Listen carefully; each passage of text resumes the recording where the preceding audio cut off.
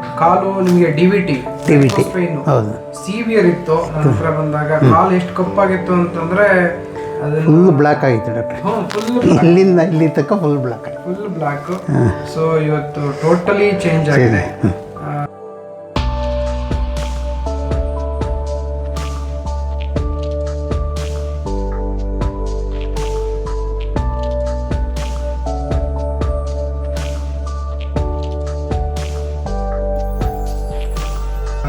ನಮ್ಮ ಆರೋಗ್ಯ ಆಕಾಂಕ್ಷಿಗಳೊಂದಿಗೆ ನಿಮ್ಮ ಈ ಯಶೋಗಾಥೆಯನ್ನು ಹಂಚ್ಕೋಬೇಕು ಅಂತ ಕೇಳ್ಕೊತೀನಿ.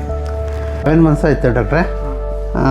ಟ್ರೀಟ್ಮೆಂಟ್ ತೊಗೊಂಡು ಟೋಟಲ್ 7 ತಿಂಗಳೊಳಗೆ 99% ಎಲ್ಲ ಫುಲ್ ಕ್ಲಿಯರ್. ಇನ್ನೇನು 1% ಈ ಚಳಿಗಾಲದಲ್ಲಿ ಒಂಚೂರು ಕಡ್ತಾ ಬರ್ತದೆ. ಆಯಿಂಟ್ಮೆಂಟ್ ಏನಿದೆ ಅದನ್ನು ಹಚ್ಕೊಂಡ್ಬಿಟ್ಟು ಮುಗಿತು.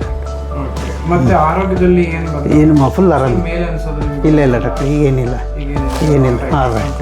ಫುಲ್ ಆಯುರ್ವೇದ ಚಿಕಿತ್ಸೆ ಬಗ್ಗೆ ಬೆಸ್ಟ್ ಡಾಕ್ಟ್ರೆ. Late better. ನಮ್ಮ ಆಸ್ಪತ್ರೆ ಬಗ್ಗೆ ಏನು ಹೇಳಕ್ಕೆ ಇಷ್ಟಪಡ್ತೀರಾ? ಒಳ್ಳೆ ಕಡೆ ಬಂದೆ ಡಾಕ್ಟ್ರೆ. ನಾನು ಅದೊಂದು ಹೇಳ್ಬೋದು. ಸುಮಾರು ಜನ ನಾನು ಅದಕ್ಕೋಸ್ಕರ ಇದೇ ರೆಕಮೆಂಡ್ ಮಾಡ್ತಾಯಿದ್ದೀನಿ.